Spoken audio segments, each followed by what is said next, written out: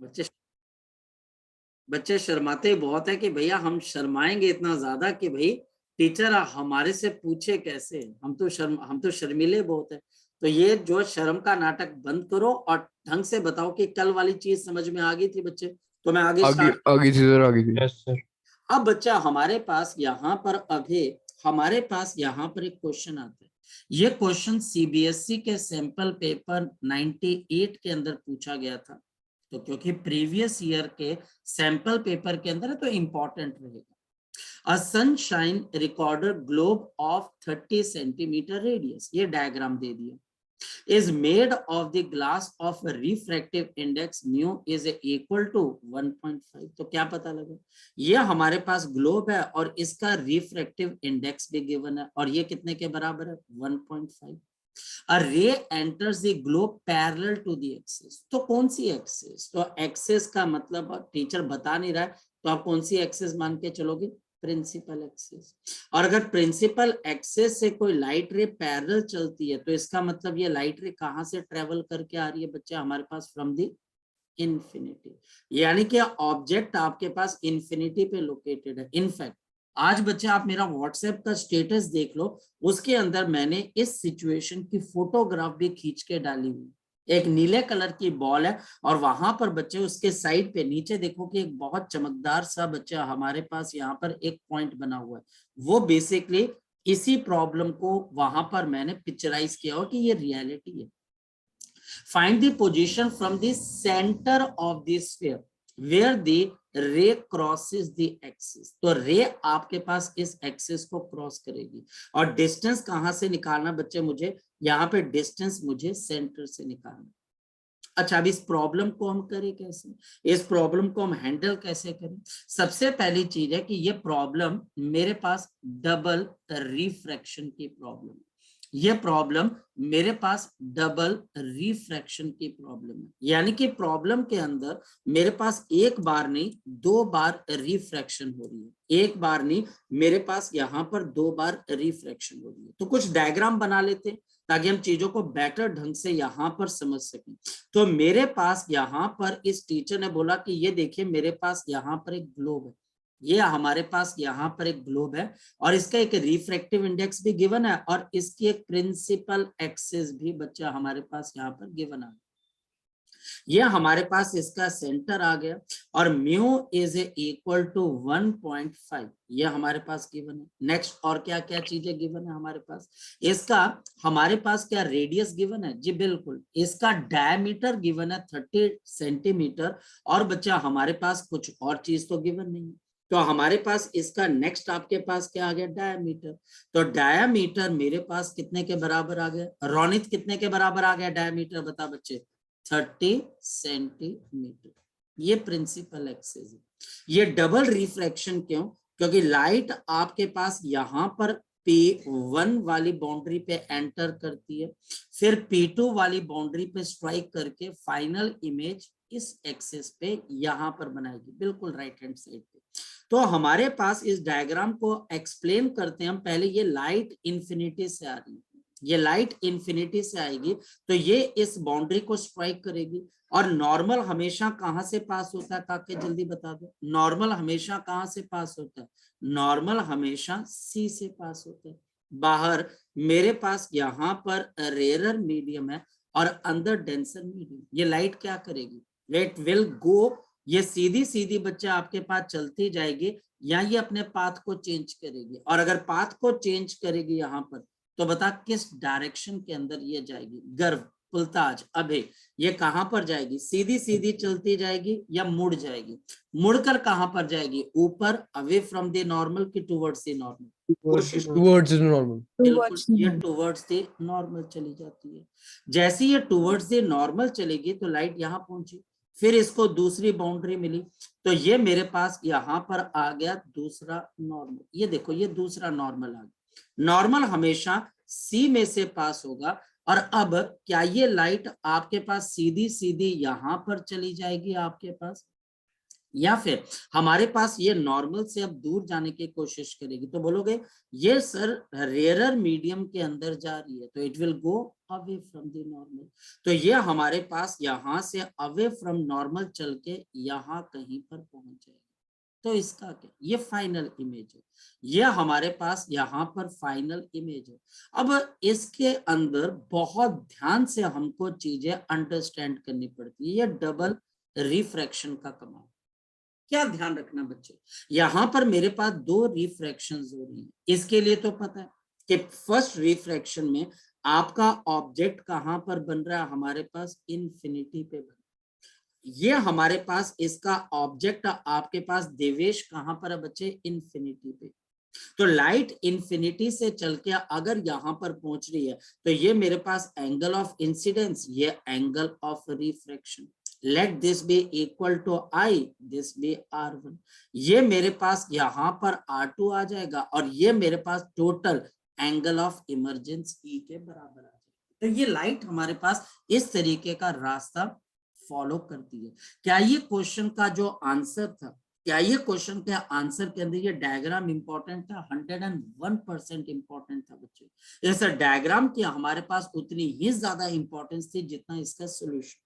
Light हमारे पास यहाँ पर लाइट सबसे पहले रिफ्रैक्शन करेगी आपके पास कहां पर, फर्स्ट बाउंड्री पे। पहली रिफ्रैक्शन हमारे पास इस बाउंड्री पे आएगी। इस बाउंड्री को मैं XP1 और यहाँ पर X डैश कर देता हूँ, तो मेरे पास XP1 और आपके पास X डैश। अच्छा उससे पहले बेटा मैं जो शीट्स भेज रहा हूँ आप उनको देख रहे हो, शीट्स को कि नहीं देख रहे हो, उसका प्रिंट आउट ले रहे हो, यस और नो? मैं जो आपको शीट्स भेज रहा हूँ वो शीट्स का प्रिंट आउट ले रहे हो आपके, नहीं ले रहे हो? कोई जवाब नहीं। मैं जो शीट्स भेज रहा हूँ बच्चे उसका प्रिंट आउट लेते रहो। आपके जेई मेंस, नीट और जेई एडवांस के आप मैक्सिमम कॉन्सेप्ट उसमें से कवर हो जाएंगे। ये सिलेक्टेड प्रॉब्लम्स हैं, और इन्हीं प्रॉब्लम्स को अगर आप लगाते रहोगे तो आपका बच्चे, जो भी बच्चे, क्योंकि बहुत कम टाइम रहेगा, मार्च के आसपास बच्चा आपका एग्जामिनेशन, क्योंकि 10 मार्च के आसपास बच्चे पंजाब में इलेक्शन खत्म हो जाएंगे, ऑलमोस्ट सभी इलेक्शन खत्म हो जाएंगे। उसके बाद बच्चे 1 या 2 हफ्ते रुक के बच्चा आपका पेपर हो सकता है बच्चे कि 17 से बच्चे आपके पेपर हो जाए, 17 से बच्चे आपके पास जो है आपके पेपर स्टार्ट हो जाएं जेई मेंस के। तो बेटा टाइम बहुत कम रह गया, जिस बच्चे ने रिवीजन करनी है तो उसको वो देखता है। तो पहली रिफ्रैक्शन देखते हैं। हमारे पास इसमें फॉर्मूला बनाने का एक तरीका होता है। मैंने क्या तरीका बताया था? फॉर्मूला, लाइट कहाँ जा रही है, डेंसर मीडियम में, कहां से आ रही है, रेरर मीडियम से। तो मेरे पास यहाँ पर क्या तरीका है बच्चे, mu of the rarer medium divided by U minus of mu of the denser medium divided by V. अब ये वी कौन सा होगा? अब बच्चा बोलता है सर ये वी कौन सा होगा? ये वाली जो आपके पास सरफेस है, अब ध्यान से समझना, सबका फोकस यहाँ पर होना चाहिए। ये वाली जो सरफेस है जिसको अब मैं दोबारा से मार्क कर रहा हूं, ये हमारे पास लाइट को रिफ्लेक्ट करके कहाँ की तरफ को भेजेगी बच्चे, बताओ शाबाश। ये लाइट को रिफ्लेक्ट करके कहाँ पर भेज रही है? यहाँ कहीं। ये यहाँ कहीं पर बच्चे इसकी इमेज को बनाने की कोशिश कर रही है। पहली सरफेस के रिफ्रैक्शन की वजह से इमेज यहाँ बनेगी। तो ये जो बच्चा हमारे पास V है, ये इस P1 से लेकर आपके पास कहाँ तक की दूरी है? यहाँ तक की दूरी है। ये बच्चा हमारे पास यहाँ आपके पास V आ जाएगा। पहला पॉइंट ये समझ, ये बहुत इंपॉर्टेंट है इस बात को आइडेंटिफाई करना। द फर्स्ट रिफ्रैक्टिंग सरफेस, जो मेरे पास पहली रिफ्रैक्टिंग सरफेस है, the first refracting surface makes the image at I, makes the image at I। क्या वो फाइनल इमेज है? नहीं, makes the image at आपके पास यहाँ पर I। तो ये आई पे इमेज बनाने की कोशिश करती है, और तभी बच्चे जो डिस्टेंस हम यहाँ से P1 का लेंगे वो बच्चे हमारे पास यहाँ पर हम आई तक का लेंगे, क्योंकि इसको नहीं पता, ये तो अपनी तरफ से लाइट को आई की तरफ को भेज रही थी। तो इसका मतलब हमारे पास यहाँ पर देयरफॉर म्यू डेंसर की जगह मेरे पास कितना आ जाएगा, 3/2। वी मुझे निकालना है, म्यू रेयरर 1 है, और आपके पास यहाँ पर sorry mu denser minus mu rarer upon radius R, ये मैं भूल गया था, I am sorry for that, 1 upon infinity. अब बताओ इंफिनिटी क्यों? क्योंकि जो लाइट आपके पास इस सरफेस से टकरा रही है वो पैरेलल टू प्रिंसिपल एक्सिस है, तो वो इंफिनिटी से आ रही है। सामने मेरे पास कितना आ जाएगा 3/2 माइनस ऑफ 1, और इसका रेडियस ऑफ कर्वेचर डायमीटर 30 है, तो रेडियस कितने के बराबर हो जाएगा? शाबाश बता दो। रेडियस आपके पास कितने के बराबर आ जाएगा? 15, और प्लस 15 की माइनस 15, तो आंसर है ये हमारे पास यहाँ पर 15 ही आएगा, क्योंकि अलोंग द लाइट हम डिस्टेंस को मेजर कर रहे हैं। तो मेरे पास नेक्स्ट क्या आ गया? 3/2 ऑफ v, 1 अपॉन इंफिनिटी 0 हो जाता है, यहाँ पर हाफ, और ये मेरे पास कितना आ जाएगा? 1/30। देयरफॉर मेरे पास यहाँ पर 3/2v इज इक्वल टू मेरे पास यहाँ पर 30, और मेरे पास देयरफॉर कोई बच्चा बता सकता है v की वैल्यू कितने के बराबर है? v is equal to 45 centimetre. ये 45 सेंटीमीटर P1 से, ये 45 सेंटीमीटर फ्रॉम द P1 है। यह आपको समझाना, यह आपको सुशांत बताना है कि सीबीएसई के अंदर रे ऑप्टिक्स के क्वेश्चन इजी नहीं आते। कोई भी बच्चा अगर इस क्वेश्चन को हल्के में लेके चलेगा वो फंस जाएगा, बहुत बुरी तरीके से फंसेगा। फाइनल एग्जामिनेशन के अंदर अगर वो ये बोल रहा है कि यार मैं रट्टा मार के चल जाऊं, बहुत मुश्किल हो जाएगा, उसके लिए बहुत मुश्किल हो जाएगा। यानी कि ये डिस्टेंस मेरे पास कितने के बराबर आ गया? 45 सेंटीमीटर। अब कहानी का सेकंड पोर्शन शुरू होता है। अब बच्चा हमारे पास यहाँ पर कहानी का दूसरा पोर्शन बच्चा हमारे पास शुरू होता है। ये लाइट यहाँ पे रुकेगी नहीं, ये लाइट हमारे पास आगे की तरफ को चलेगी, और आगे चल के ये दूसरी सरफेस के ऊपर स्ट्राइक करेगी। कौन सी दूसरी सरफेस? तो आपकी दूसरी सरफेस है एक्स डबल डैश और P2 और X डैश। अब जब यहां पर बच्चा हमारे पास लाइट स्ट्राइक करेगी, तो नेचुरल सी बात है ये सरफेस आपको क्या बोलेगी कि भाई ये लाइट आ कहां से रही है। तो अब ध्यान से समझना इस लॉजिक को, ये सरफेस आई की तरफ जाती हुई लाइट को क्या कर रही है? बेंड कर रही है। ट्रू या फॉल्स? ये जो सरफेस है second refracting surface X double dash P2 और X डैश, ये सरफेस बच्चा हमारे पास क्या कर रही है? ये सरफेस बच्चा हमारे पास क्या कर रही है? फिर देखिए बच्चे, ये सरफेस हमारे पास कर क्या रही है? ये सरफेस इस लाइट को जो दूर जा रही थी इसको बच्चे पकड़कर कहां पर लेके आ रही है? यहां पर लेके आ रही है। मेरी बात को आप अंडरस्टैंड कर रहे हो? यानी इस सरफेस के पोल से ये लाइट कितनी दूर जा रही थी बच्चे? बताओ शाबाश। ये लाइट कहां पर जा रही थी? इस सरफेस से कितनी दूर जा रही थी? तो यहां से बच्चा आपके पास 45 है, 45 में से 30 निकाल दीजिए, तो माइनस ऑफ 30। बताओ कितनी दूर जा रही थी आपके पास? 15 सेंटीमीटर। ये 15 सेंटीमीटर आगे जा रही थी रिफ्रैक्शन के अंदर। अब ये जो सेकंड रिफ्रैक्शन जो हमारे पास यहां पर हो रही है, कौन सी सरफेस की वजह से हो रही है? एक्स डबल डैश P2 और बच्चा हमारे पास X डैश। यहां पर इस सेकंड रिफ्रैक्शन के अंदर ये लाइट 15 सेंटीमीटर वाली लाइट को पकड़कर पीछे लेके आ रही है। ये बच्चे इसको पीछे की तरफ को लेके आ रही है, ये इसको यहां पर लेके आकर बच्चे रोकने की कोशिश कर रही है कि भाई तूने आगे नहीं जाना। तो अब हमारे पास इस रिफ्रैक्टिंग सरफेस का यही तो बच्चा हमारे पास पॉइंट बन गया कि ये 15 सेंटीमीटर दूर जाने वाली रे को पास लेके आ रही, तो रिफ्रैक्शन करवा रही है। अब यहां पर मेरे पास इक्वेशन क्या है? लाइट आपकी कहां से कहां जा रही है? डेंसर से रेयरर की तरफ। तो अब इक्वेशन क्या बन जाएगी? म्यू आपके पास रेयरर अपॉन वी डैश। ये वी डैश बच्चा हमारे पास क्या है? ये वी डैश हमारे पास यहाँ पर क्या है? इसकी फाइनल बच्चा हमारे पास लोकेशन कहां से बच्चे? P2 से, क्योंकि ये P2 से रिफ्रैक्ट हो रही है, P2 से VF है। और अब आपके पास माइनस ऑफ लाइट कहां से चल रही है? डेंसर से। और नीचे बच्चा मेरे पास जो आपके लिए ये वाला डिस्टेंस है 15 सेंटीमीटर, ये जो 15 सेंटीमीटर का डिस्टेंस है, मैं इसको अब ऑब्जेक्ट मान के चलूंगा। बच्चा बोलता है क्यों सर? रीजन बच्चा हमारे पास ये है क्योंकि ये सरफेस अपने से 15 सेंटीमीटर दूर जाने वाली रे को आपके पास रिफ्लेक्ट कर रही है, तो इसको हम वी डबल डैश का नाम दे देते हैं। और ये कितने के बराबर है? 15 सेंटीमीटर। कैलकुलेट करके आ गया। Is equal to mu rarer minus of mu denser upon radius of curvature R. अब बड़े ध्यान से फोकस करके हमको इस रिजल्ट को आगे की तरफ को लेके जाना। नंबर वन बच्चा हमारे पास, अब मुझे ये देखना है म्यू रेयरर 1 है, वी डैश मुझे निकालना है माइनस ऑफ म्यू डेंसर आपके पास 3/2 है और वी डबल डैश कितने के बराबर है 15। अब ये +15 होगा कि -15? +15। अब आपके पास ये +15 क्यों?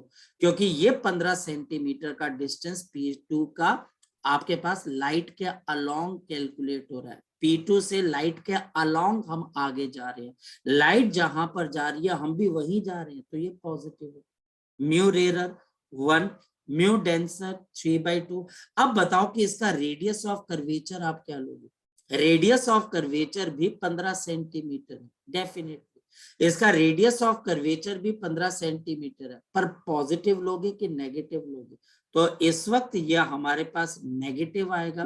कोई बच्चा बोलता है कि सर ये नेगेटिव आपके पास क्यों आएगा? इसका रीजन है बहुत सिंपल सा, इसका रीजन बहुत सिंपल सा बच्चे, क्योंकि हमारे पास ये लाइट आपके पास आगे जा रही है, P2 रिफ्रैक्शन वाली सरफेस का रेफरेंस पॉइंट है और आपका सेंटर इससे पीछे लाइट से ऑपोजिट डायरेक्शन।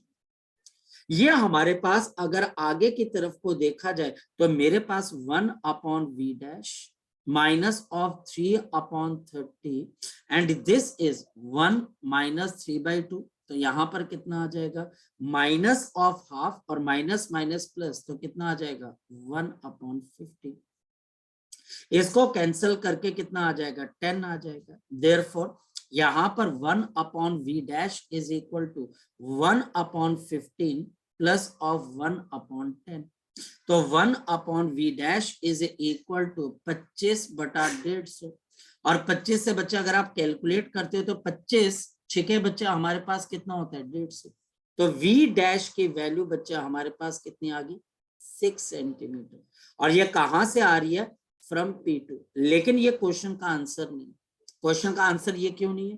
क्योंकि टीचर मुझे यहाँ पर ये क्वेश्चन का आंसर कहां से निकालने को बोल रहा है। ये बच्चे हमको क्वेश्चन का आंसर कहां से निकालने को बोल रहा है, जरा देखो। ये मुझे यहाँ पर निकालना है from the centre of the sphere. मुझे यहाँ पर इसके सेंटर ऑफ स्फीयर से इसके डिस्टेंस को निकालना है। Find the position from the centre of the sphere, from the centre of the sphere निकाल देते हैं सेंटर ऑफ स्फीयर से। तो चलिए अब हम यहाँ पर इसके सेंटर ऑफ स्फीयर से इसके डिस्टेंस को निकालने की कोशिश करते हैं। तो हमारे पास v डैश की वैल्यू कितने के बराबर आ गई 6 सेंटीमीटर और सेंटर से हमारे पास इसका डिस्टेंस निकालना वो 2 मिनट का काम है बच्चा हमारा डिस्टेंस निकालना, क्योंकि सेंटर से इसकी लोकेशन पता करें। अब कोई भी बच्चा, मेरे पास P2 से ये 6 सेंटीमीटर है, तो सेंटर से कितनी दूर हो जाएगा? सो देयरफॉर फाइनल आंसर कौन बताएगा इसमें से? फाइनल आंसर, तो फाइनल आंसर है फ्रॉम सेंटर इसका डिस्टेंस कितना हो जाएगा? P2 से ये आपके पास 6 सेंटीमीटर दूर है और बच्चे P2 सेंटर से 15, तो total distance 15 centimetre plus of 6 centimetre. तो जल्दी बता दो आंसर कितना आ जाएगा? The answer will be 21 centimetre. ये 21 सेंटीमीटर, ये 21 सेंटीमीटर हमारे पास इसका जवाब आ जाएगा। तो ये पॉइंट है, याद रखना। जब आप इसकी रिवीजन करनी शुरू करोगे तो इसकी थ्योरी इतनी वास्ट होगी कि न्यूमेरिकल करने का आपको टाइम ही नहीं मिल पाएगा। ये मैं आपको फैक्ट बता रहा हूं बच्चे अपने एक्सपीरियंस पे। और अगर आप यहाँ पर न्यूमेरिकल की देखो, इसका काम क्या होता है कि घर पे जाकर एक कॉपी मेंटेन करो, उसके ऊपर क्वेश्चन निकालने की कोशिश करो। और यहाँ पर मैं आपको डेलिबरेटली थोड़ा सा मुश्किल क्वेश्चन दे रहा हूँ जो सीबीएसई ने अपने सैंपल पेपर में ऑलरेडी दे रखा है। और ये क्वेश्चन बच्चा अगर यकीन मानो जेईई मेंस में आने लायक है, नीट में आने लायक है ये क्वेश्चन। और यहाँ पर ये डबल रिफ्रैक्शन का कमाल है, जहां पर बॉडी एक नहीं 2 जगहों के ऊपर आपके पास रिफ्लेक्ट करती है। अभी भी किसी बच्चे ने अगर इसके अंदर कोई भी डाउट पूछना है तो वो बच्चा मुझसे यहाँ पे डाउट पूछ सकता है, मोस्ट वेलकम। कोई भी बच्चा स्क्रीन पे कोई भी पॉइंट मुझसे दोबारा डिस्कस अगर वो करना चाहता है तो मोस्ट वेलकम, आप बच्चे इस पॉइंट को डिस्कस कर सकते हो। जल्दी बताइए, बोलो सर। ये नीचे इक्वल टू 1/15 कैसे आया? इक्वल टू 1/15 कैसे आया बच्चा हमारे 1/30 आएगा सर। एक मिनट, रेडियस चाहिए ना बच्चे, हमें रेडियस चाहिए ना, हाँ या ना, हमें रेडियस चाहिए ना काके यहाँ पर, हाँ या ना। नहीं सर, कैलकुलेशन के बाद। यहाँ कैलकुलेशन में है। पर, हाँ जी, यहाँ पर देखें जरा, चेक कर लें, एक बार चेक कर लेते हैं बच्चे हम। यहाँ पर हो सकता है बच्चे कैलकुलेशन एरर होगी हो। यहाँ पर बच्चे 30, हाँ 30 आएगा, बिल्कुल सही कह रहे हो। यहाँ पर 30 आएगा बच्चे, 30 आएगा, बिल्कुल सही कह रहे हो। ये 1/30 आएगा, बिल्कुल सही है बच्चे, 30 आएगा, बिल्कुल 30 आएगा। यहाँ पे 2 मल्टीप्लाई करना, मैंने 2 -1 करके सीधा -1, बिल्कुल सही है बच्चे। यहाँ पे 2/30 आएगा, ठीक है बच्चे, इसको चेंज कर लेते हैं। और ये बच्चा हमारे पास 1/v' इज इक्वल टू, तो नीचे बच्चे 300 और ऊपर 40, तो ये कैंसिल हो जाएगा। सो v' इज इक्वल टू 30/4, और ये बच्चा हमारे पास 7, 28 पॉइंट बच्चा हमारे पास 5 आ जाएगा, 7.5। ठीक है, थैंक यू बच्चे, बहुत बढ़िया बच्चे। तो ये बच्चा हमारे पास यहाँ पर 7.5, तो थोड़ा सा चेंज हो जाएगा बच्चे, अब हमारे पास 6 सेंटीमीटर की जगह 7.5, और बच्चे यह हमारे पास 22.5 से। थैंक यू बेटा, बहुत बढ़िया, गॉड ब्लेस यू। तो ये बच्चा हमारे पास इस क्वेश्चन का आंसर आ जाता है। बिल्कुल बेटा, अगर हम ध्यान से देखते हैं तो हमारे को सारी चीजें पता लग जाती है। अगर कोई टीचर ने, आपने क्लैरिकल एरर बोलते हैं इसको, कि क्लैरिकल एरर भी टीचर करेगा तो बिल्कुल आप कर पाओगे, बाकी किसी चीज में कोई दिक्कत, क्योंकि यहाँ पर सिर्फ एक पॉइंट के अंदर बच्चा जो है बार बार फंसता है, जो दूसरी सरफेस है वो ऑब्जेक्ट बच्चे क्यों मान रही है उसको, क्योंकि वो दूर जाती हुई लाइट को कन्वर्ज कर रहा है, उसको वापस लेके आ रहा है। इस वजह से, इस कॉन्सेप्ट की वजह से वो बच्चा हमारे पास आई डैश को क्या मान के चल रहा है बच्चा, हमारे पास आई डैश को बच्चा हमारे पास यहाँ पर वो आपके पास वर्चुअल इमेज, आपके पास ऑब्जेक्ट मान के चल रहा है, तो वो आई को वर्चुअल ऑब्जेक्ट मान के चल रहा है। ये पॉइंट अगर आपको क्लियर नहीं है तो आप बार बार पूछ सकते हो, और अगर ये पॉइंट क्लियर है तो मुझे बताओ, फिर मैं आगे की तरफ को चलूं। बोलो शाबाश, क्लियर है? कोई भी बच्चा, अभय, देवेश, गर्व, सुशांत, कोई भी बच्चा, बोलो शाबाश। क्लियर है सर। क्लियर। अब हमारे पास यहाँ, हाँ बोल बेटा। सर हमको पता कैसे लगेगा, हमको पता कैसे लगेगा कि दो दो बारी सरफेस लेके चलना हाँ है? देखो, यहाँ पर 2 बारी कैसे बच्चे, एक तो डायग्राम से बच्चे, क्योंकि एक डायग्राम से, और दूसरा काके प्रैक्टिस से। दूसरा बेटा हमारे पास प्रैक्टिस है। हमें कैसे पता लगता है बच्चे, कि अगर मान लिया जाए कि कोई पर्सन तुझे बोले, तुझे कैसे पता लगेगा कि तू गाड़ी चला रहा है, ब्रेक कब लगानी, तुझे कैसे पता, तुझे कैसे पता? तो तू बोलेगा यार मैं गाड़ी बहुत सालों से चलाता आ रहा हूँ, मुझे पता है कि गाड़ी अगर हम चलाएंगे ना तो यहाँ पर आदमी इतनी दूर होगा तो ब्रेक लगाना है ना।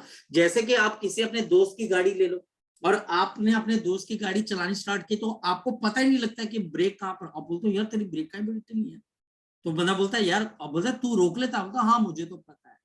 वही चीज है बच्चे, क्योंकि ये लाइट हमारे पास, एक तो टीचर ने ग्लास फेयर दे दिया, मेरी बात को समझ गया, दूसरा इंफिनिटी से लाइट आ रही है, और तीसरी बच्चा हमारे पास यहाँ पर, तू खुद देख बच्चे, देख तू खुद देख, मान लिया जाए तुझे नहीं पता, एक सेंस में तेरे को मान के एक डाउट ऑफ बेनिफिट ले लेता हूँ, सर मुझे नहीं पता कि ये लाइट जो है ये हमारे पास जो है दूसरी तरफ भी जाएगी कि नहीं जाएगी, तो जरा चेक कर लेते हैं कि अब इसको चेक कैसे करना। देखो मैं बताता हूँ यहाँ पे यथार्थ।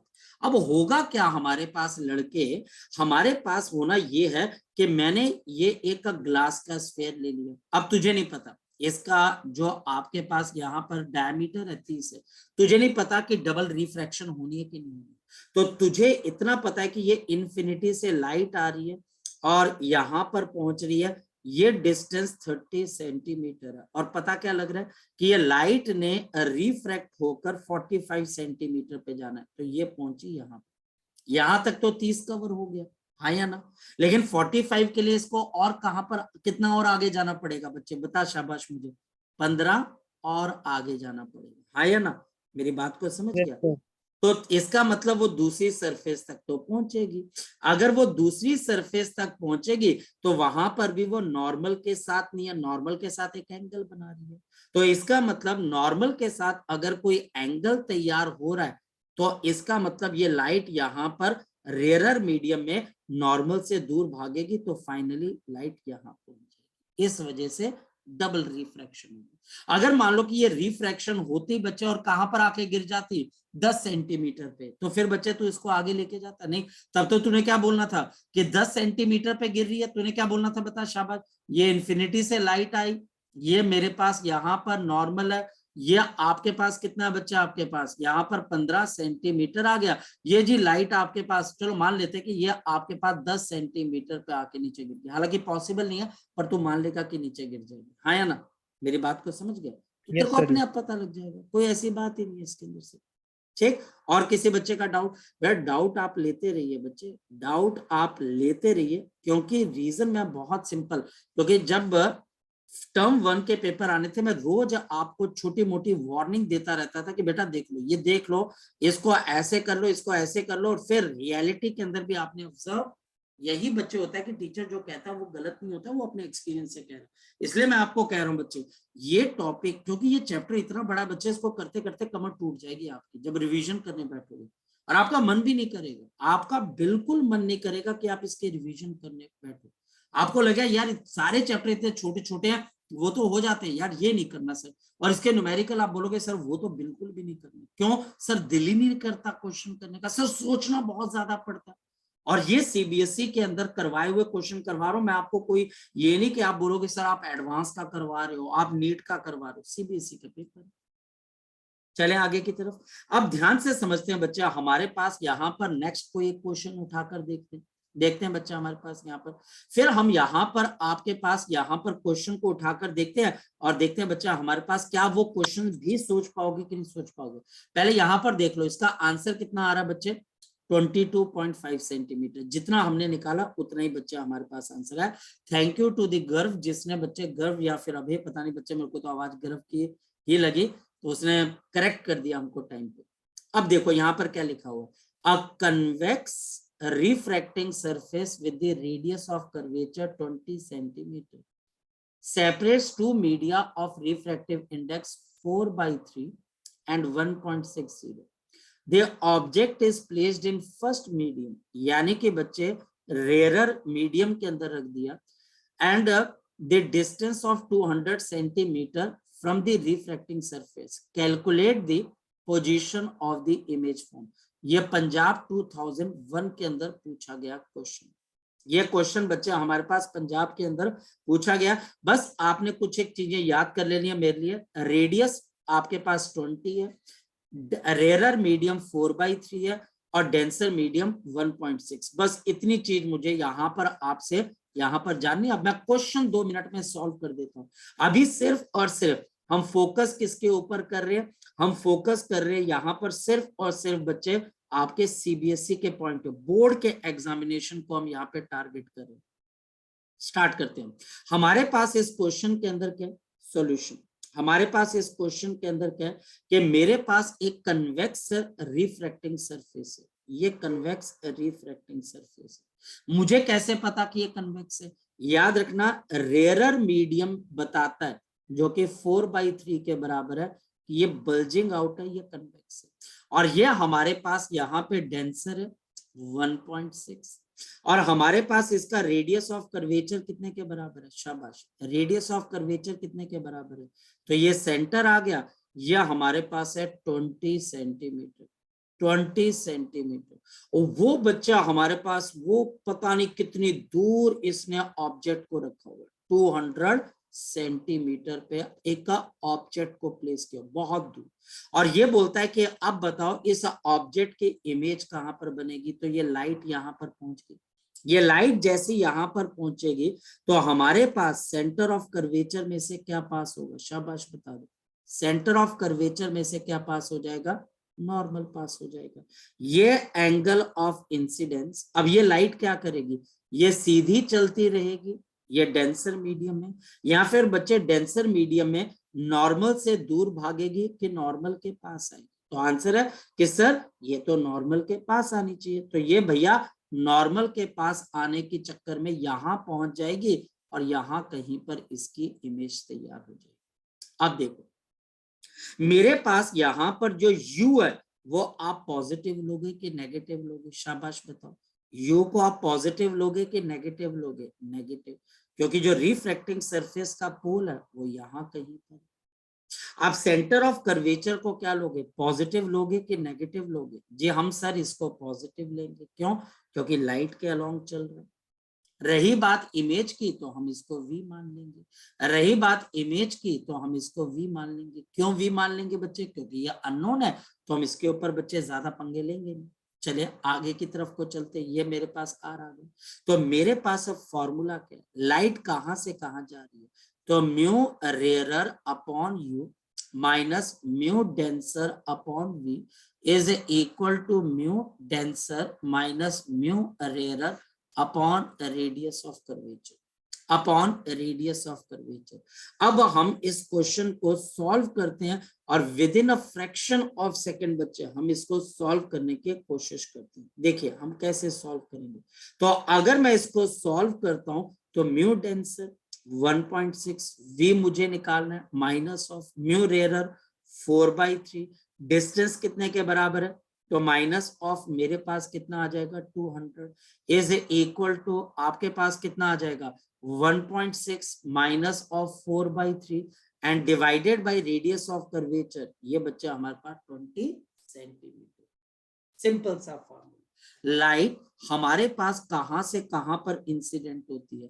लाइट हमारे पास यहां से इंसिडेंट होकर दूसरे मीडियम के अंदर रिफ्लेक्ट होती है। फॉर्मूला बनाना आना चाहिए। म्यू आर अगर पीछे है तो यहाँ पर भी पीछे, म्यू डेंसर बच्चा अगर आगे है तो ये भी आगे, ये नेगेटिव है तो बीच में भी नेगेटिव। बस ये पॉइंट आपने ध्यान में रखना। अब अगर हम इसको सॉल्व करते हैं 1.6 अपॉन v माइनस ऑफ ये अप्रोक्सीमेटली बच्चा हमारे पास 1.33 या 1.4 भी लिख सकते हैं हम इसको। 1.33 आएगा, वैसे आप 1.4 भी लिख सकते हो।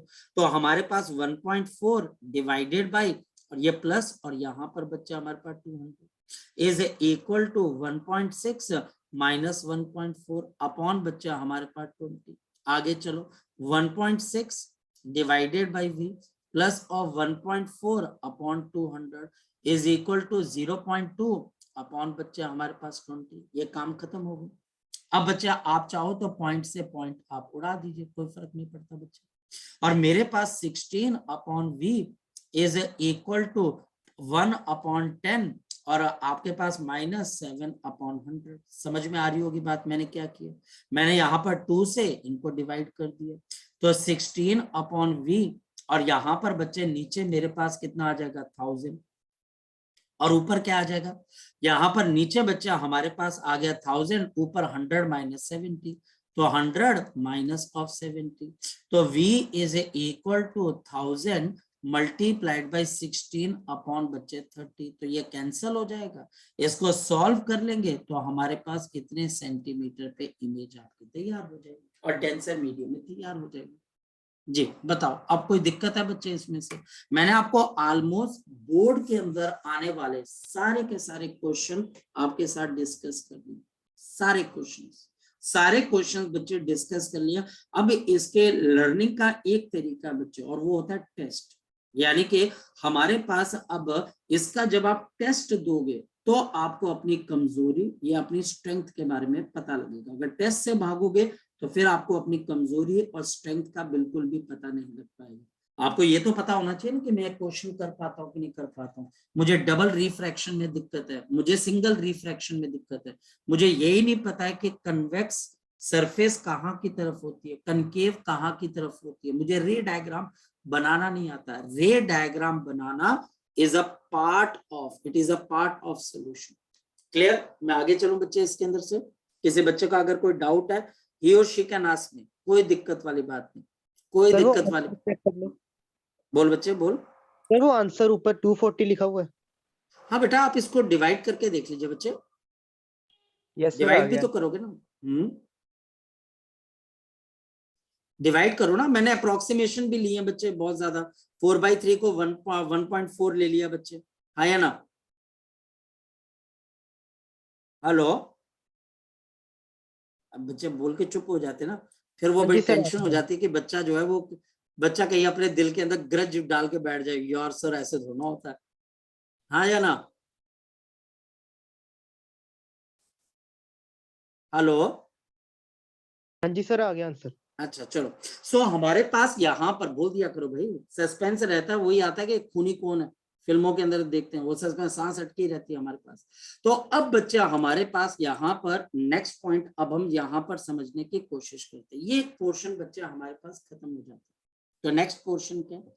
तो आज बच्चा हमारे पास यहाँ पर नेक्स्ट पोर्शन बच्चा आपके पास क्या आ जाता है? नेक्स्ट पोर्शन हमारे पास यहाँ पर आ जाता है what we can think of, जो कि हम यहाँ पर सोच सकते हैं। This is known as to be the lens maker formula. हम अगर अपनी विजन को चेक करवाने के लिए जाते हैं और जब विजन बच्चा हमारे पास सब निकल कर आती है, तो हम अपना लेंस बनवाने के लिए किसी भी लेंस की शॉप पे जाते हैं। तो आपने कभी देखा है कि वो लेंस बनता कैसे? कभी आपने देखा किसी बच्चे ने कि वो लेंस तैयार कैसे होता है? या लेंस जो हमारे पास यहाँ पर तैयार आपके पास होता है, उस लेंस की तैयारी के अंदर आपने देखा बच्चे की ग्राइंडिंग मशीन होती है, उसके ऊपर बच्चे वो लगा लगा के उसको चेक करते रहते हैं। ये गुप्ता की शॉप है ना जो बच्चे हमारे पास पठानकोट में, इसके साथ वाली शॉप के अंदर आप देखो बना लेंस बना रहे होते हैं। कभी देखा आपने बच्चे इस चीज को? कभी देखा आपने इस चीज को? गुप्ता की जो शॉप है आंखों वाली, उसके पास में उसके साथ में उसका कारीगर बैठते हैं। आप जाते हो, आप बोलते हो कि मुझे इस नंबर का चश्मा चाहिए। पहले तो जो आपका कारीगर होगा वो आपको बताएगा देखो ये आजकल चश्मा चल रहा है, उसके पास एक लेजर लाइट निकालेगा। मैं अपना आपको जो है ना बच्चे वो एक्सपीरियंस बताता हूँ। तो मैं उनके पास गया, तो मैंने उसको बोला कि भाई आप लेंस पता है मुझे अपनी वाइफ के लिए चश्मा बनवाना था, आप सुनिएगा। तो उसने एक डब्बा निकाला, कहता ये सबसे बेस्ट लेंस है। मैंने बोला क्या? कहता ये ब्लू कलर की लाइट जो है वो फिल्टर आउट कर देता है और लेंस जो होता है वो फिल्टर आउट नहीं कर पाता है। मैं बोला हाँ ये तो पता है। तो उसने, मैंने बोला कि आप कैसे है? तो उसने लेजर ला के दिखाई, ये देखो लेंस है, लेंस में से उसे पास की तो लाइट जो है वो आपके पास आगे जाके कन्वर्ट हो रही थी, दूसरे में से लाइट जो बिखर गई। कहता ये लेंस बड़ा कमाल का। मैंने बोला चल तू मुझे दिखा। और मैंने जब दोनों को देखा तो लेंस में से, तो आपको पता है बैकग्राउंड क्या होता है, सेम रहता है कि चेंज हो जाता है? तो बैकग्राउंड नॉर्मल, क्योंकि मेरी तो आंखों का वो चश्मा नहीं था, तो मुझे तो बच्चे वो दिखाई दे जाएगा कि वो जो बैकग्राउंड है वो चेंज हो गया, वो डिफॉर्म हो गया।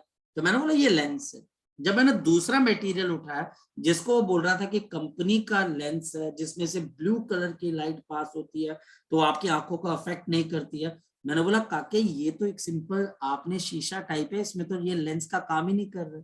फिर उसे गोल मोल कर दिया और उसका ये नतीजा निकला बच्चे कि उसे मेरी वाइफ का चश्मा बहुत गंदा बनाया, खुंदक आ गया वो थोड़ा सा ना।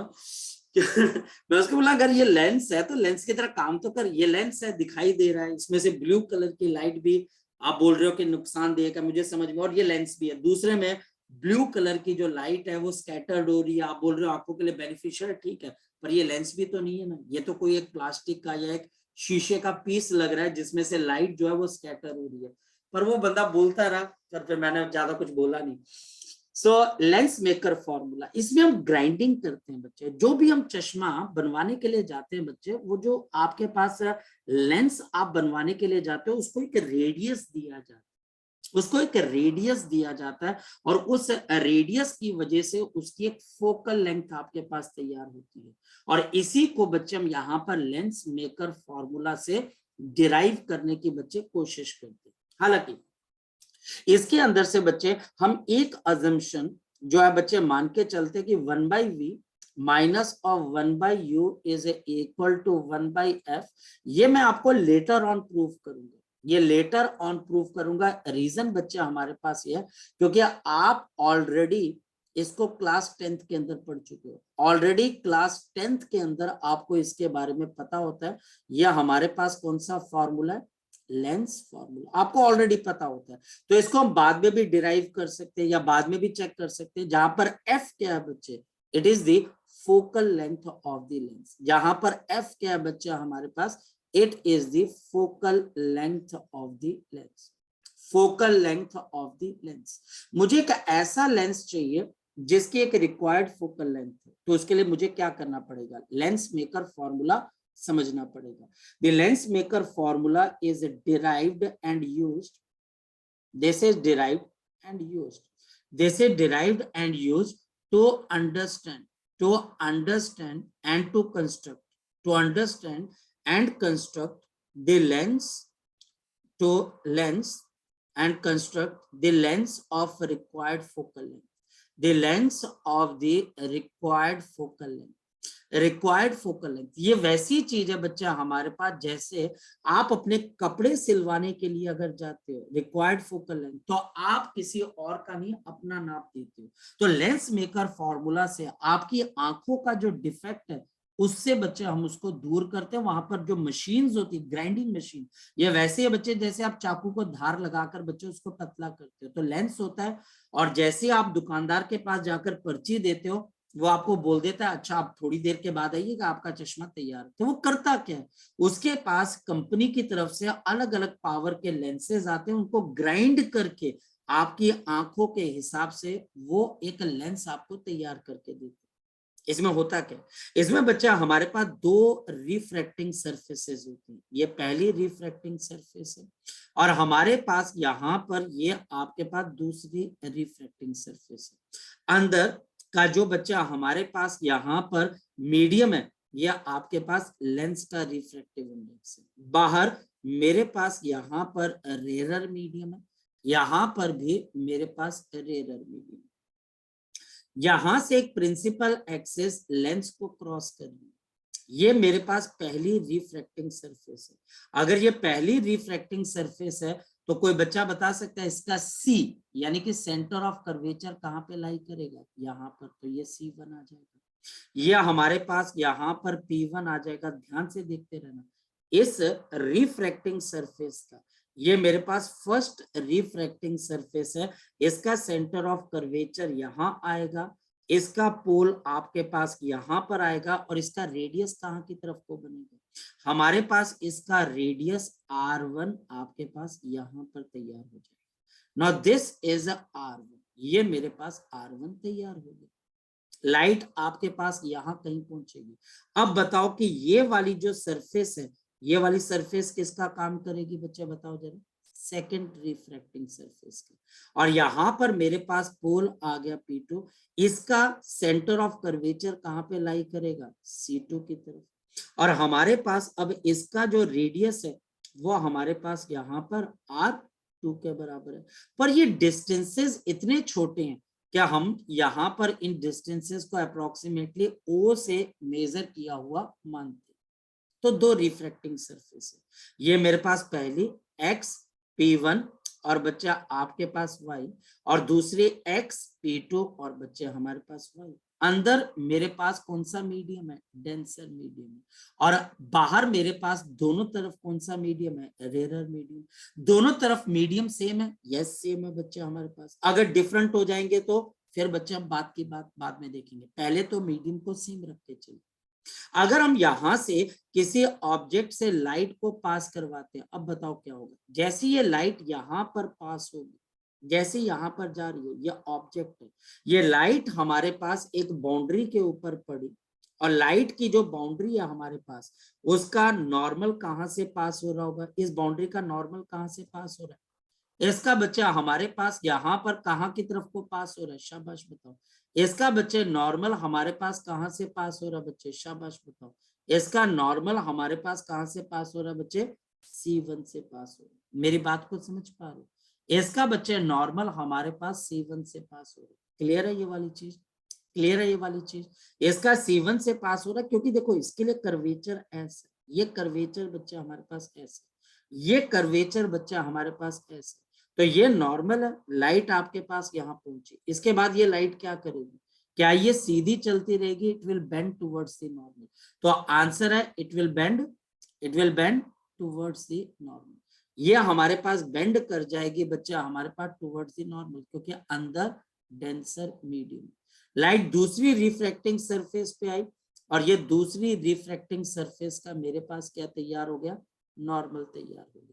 ये दूसरी रिफ्रैक्टिंग सरफेस का नॉर्मल तैयार हो गया, ये हमारे पास नॉर्मल आ गया। दूसरी रिफ्रैक्टिंग सरफेस का मैं इसको 2 लिख देता हूं और इसको बच्चे मैं यहाँ पर 1 लिख देता हूं। अब देखिए, अब हमारे पास अगर ये दूसरी रिफ्रैक्टिंग सरफेस नहीं होती, यथार्थ इस लाइट ने कैसे जाना था, बता शाबाश मुझे, इस लाइट ने कहां पर जाना था आपके पास, यहाँ कहीं पर जाकर इमेज बनानी थी।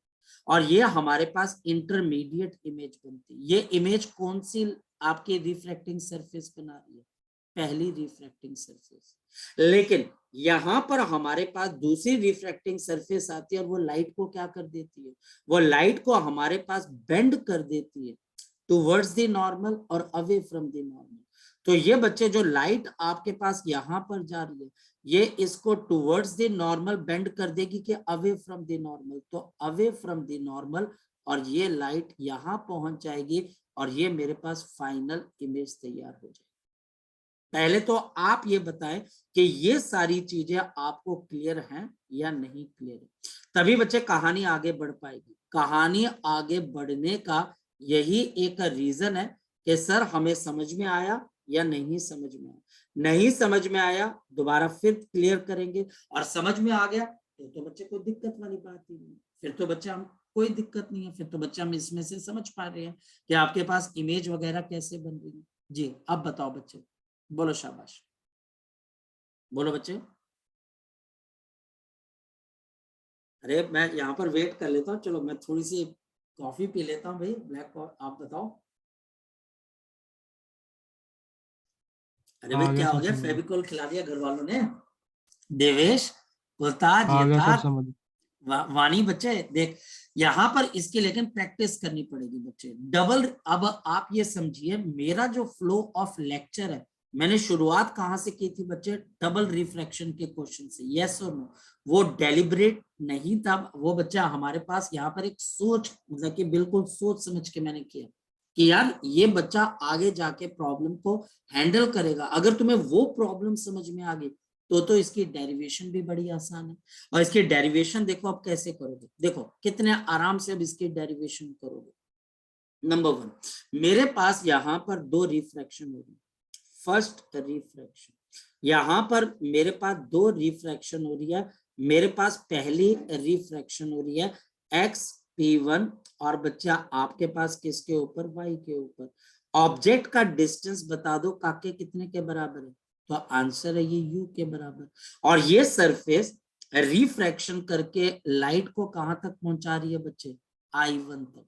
तो ये बच्चा हमारे पास कितना आ जाएगा? V1, क्योंकि ये फाइनल इमेज नहीं। अब इसकी इक्वेशन क्या बनेगी, कोई बच्चा बता सकते हैं? मेरे को तो लगता है कि इसकी इक्वेशन बनाना बड़ा आसान है। देखो कैसे इक्वेशन बनेगी इसकी, देखो जरा। हमारे पास इसकी इक्वेशन कैसे बनेगी? लाइट कहां से कहां जा रही है? रेरर से डेंसर की तरफ। तो मेरे पास म्यू यहां पर आपके पास आ गया rarer, divided by U minus of mu of the lens, क्योंकि अब लेंस है denser medium, divided bye V1, और यहां पर mu of the lens minus mu of the आपके पास rarer medium and divided by radius. अब बताओ इसके लिए रेडियस कौन सा यूज करोगे? तो हम रेडियस कौन सा यूज करेंगे? यहाँ पर R1 का रेडियस यूज करेंगे। हम यहाँ पर R1 के रेडियस को यूज कर लेंगे। यहाँ पर म्यू L क्या चीज है? Refractive index of the lens, ये लेंस का refractive index है। Now this is the refractive index of the lens. Mu R आपके पास क्या है?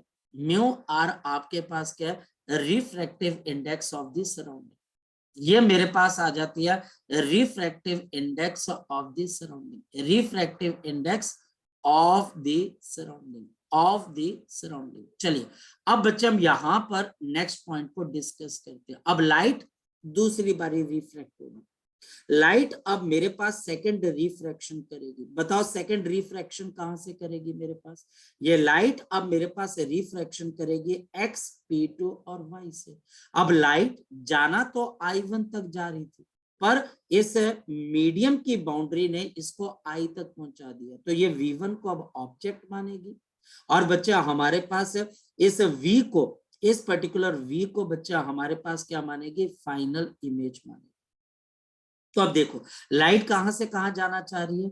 ये हमारे पास लेंस से आपके पास, जो कि लाइट को पहुंचाना चाहता था V1, और हम रेरर की तरफ को जाना चाहते हैं म्यू इनटू आपके पास rarer, and divided by final image V is equal to mu rarer minus mu L lens, और डिवाइडेड बाय मेरे पास क्या आ गया? R2। अगर हम यहाँ पर इन दोनों इक्वेशंस को देखें तो यह हमारे पास लाइट की प्रोपोगेशन को बता रहा है। जो सेकंड सरफेस है वो I1 को वर्चुअल ऑब्जेक्ट मानेगी, क्योंकि वो लाइट को बच्चे, लाइट तो I1 की तरफ जा रही थी और इसने उसको बेंड करके I तक पहुंचा दिया। अब कोई बच्चा बोलता है नहीं सर, लाइट तो इस बाउंड्री के ऊपर बहुत पीछे से आ रही थी। नहीं काके, लाइट हमेशा स्ट्रेट लाइन के अंदर चलती है। आप टेढ़ी मेढ़ी लाइन से बच्चे कोई भी अजम्पशन नहीं बना सकते। ये मेरे पास इक्वेशन 1 और ये इक्वेशन आगे 2, इन दोनों इक्वेशन को आपस में मुझे ऐड करना, एडिंग 1 and 2। बताओ क्या क्या आ जाएगा अगर मैं यहां पर ऐड कर देता हूं 1 को और 2 को। सो ऐड 1 and 2, तो जल्दी बता दो 1 और 2 को ऐड करके क्या क्या मिलेगा। अब आपको पता है म्यू, ये बच्चा हमारे पास लेंस और म्यू लेंस V1, ये आपस में क्या हो जाएंगे बच्चे, कैंसिल आउट। देखो ये और ये ऐड होकर कैंसिल आउट हो जाएंगे, बच गया ये। इन दोनों को आपस में ऐड करो तो मेरे पास क्या आ जाएगा, म्यू रेयरर अपॉन बच्चे V माइनस म्यू रेयरर, मैंने ऐड कर दिया बच्चे, डिवाइडेड बाय U। अब इन दोनों को अगर मैं ऐड करता हूं तो एक बहुत बड़ा पंगा आ रहा है। यहाँ पर mu lens minus mu rarer है और ये mu rarer minus mu lens है। चलो फिर भी इसका इलाज मैं नेक्स्ट स्टेप के अंदर ढूंढ लेता हूं। तो ये mu rarer upon R1 plus of mu rarer minus mu lens upon बच्चे R2, ये हमारे पास आ गए। अब लेफ्ट हैंड साइड में से बताओ क्या चीज कॉमन आ जाएगी, लेफ्ट हैंड साइड से क्या चीज कॉमन आ जाएगी, mu rarer 1 upon V minus 1 upon U। यहां पर अब देखो मैं क्या करने वाला हूं, फोकस करना बच्चे, फोकस करना। यहां पर मेरे पास आ गया R1, मैं अगर इसमें से नेगेटिव साइन कॉमन निकाल देता हूं तो अंदर क्या हो जाएगा, अंदर लेंस वाली टर्म आगे आ जाएगी और रेयरर वाली पीछे आ जाएगी। नेगेटिव साइन बाहर निकालने से अंदर वाली टर्म जो पॉजिटिव है वो नेगेटिव, जो नेगेटिव है वो पॉजिटिव बन जाएगी। मैंने इस माइनस को किससे, प्लस को किससे रिप्लेस कर दिया, माइनस से, डिवाइडेड बाई R2। अब राइट हैंड साइड में से कॉमन क्या आ जाएगा, mu lens minus mu rarer. तो नेक्स्ट स्टेप में आप बताओ हमारे पास क्या आ जाएगा, therefore 1 upon V minus 1 upon U, ये focal length of the lens आ जाती है। And this will be equal to mu L minus mu rarer। और नीचे बच्चा हमारे पास क्या आ जाएगा, refractive index of the rarer medium. अंदर ब्रैकेट के अंदर क्या आ जाएगा, 1 upon R1 minus 1 upon R2। ये बच्चा हमारे पास लेंस मेकर फॉर्मूला तैयार हुआ। लेकिन इस लेंस मेकर फॉर्मूले के अंदर कई छोटी छोटी चीजें, मसला नंबर 1 बच्चे, हमारे पास अगर बाहर एयर है, अगर बच्चा हमारे पास बाहर एयर है, मान लिया जाए कि एयर है, रेयरर मीडियम एयर है, तो 1 upon focal length of the lens, ये बच्चा हमारे पास आ जाएगा mu L minus of 1 upon R1 minus 1 upon R2, ये हमारे पास आ जाएगा। दूसरा पॉइंट, द अबव फॉर्मूला, जो ऊपर वाले फॉर्मूले बच्चे, the formula is without sign convention, the formula is without sign convention। ये फॉर्मूला बच्चा हमारे पास विदाउट साइन कन्वेंशन, इसमें किसी किस्म के बच्चा हमारे पास कोई साइन कन्वेंशन नहीं लग रही, इसमें किसी किस्म की कोई साइन कन्वेंशन नहीं लग रही। लेकिन अगर लग जाए तो फिर क्या करना है मैं आपको बताता हूँ। फिर बच्चा आपने ये बात ध्यान रखनी है इसके अंदर से कि हमारे पास यहाँ पर ये वाला रेडियस R1, क्योंकि ये लाइट हमेशा लेफ्ट टू राइट चलती है, लाइट बच्चा हमेशा लेफ्ट टू राइट चलती है, तो R1 बच्चा हमारे पास पॉजिटिव होगा और R1 पॉजिटिव होगा ये वाला, और R2 ये वाला जो सेकंड रिफ्रैक्टिंग सरफेस का रेडियस होगा वो हमारे पास नेगेटिव होगा। और अगर बाहर कोई और मीडियम है तो फिर बच्चे उसके लिए म्यू आर की वैल्यू निकालनी। यानी थर्ड पॉइंट हमारे पास हमें क्या कहता है, थर्ड पॉइंट बच्चे हमें ये कहता है अगर बाहर एयर प्रेजेंट नहीं तो हमारे पास focal length of the lens किसके बराबर आ जाएगा, refractive index of the lens, refractive index of the surroundings minus of 1, और यहां पर 1 upon R1 minus 1 upon R2, ये हमारे पास यहाँ पे रिजल्ट आ जाता है। फिर बच्चा हमारे पास फोर्थ पॉइंट क्या आ जाता है, अगर ये फोकल लेंथ पॉजिटिव आ जाती है तो ये कन्वर्जिंग लेंस है, और अगर फोकल लेंथ नेगेटिव है तो ये डाइवर्जिंग लेंस है। ये भी ध्यान रखना, अगर फोकल लेंथ लेंस की क्या आ जाती है बच्चा हमारे पास पॉजिटिव, तो ये हमारे पास कौन सा लेंस है, कन्वर्जिंग लेंस है। ये बच्चा हमारे पास कन्वर्जिंग लेंस है। और अगर हमारे पास ये नेगेटिव है तो यह हमारे पास कौन सी लेंस आ जाएगी बच्चे, डाइवर्जिंग लेंस आ जाएगी। ठीक, चलिए सो अभी के लिए बच्चे हम इसको इतना ही करते हैं, तब तक बच्चे आप इसको करके आइएगा। आज का जो भी लेक्चर है बच्चे इसमें बहुत बहुत 5-5 नंबर के क्वेश्चन बनते हैं, तो इसको ढंग से पढ़ना है। कोई भी डाउट होगा मुझे बताना बच्चे, मैं उस बच्चे का डाउट सेशन उस वक्त सर बता दूंगा। बोलो बच्चे। सर इसकी रिकॉर्डिंग भेज देना ग्रुप में। हाँ ठीक है बच्चे, ठीक है, ओके बच्चे, बाय।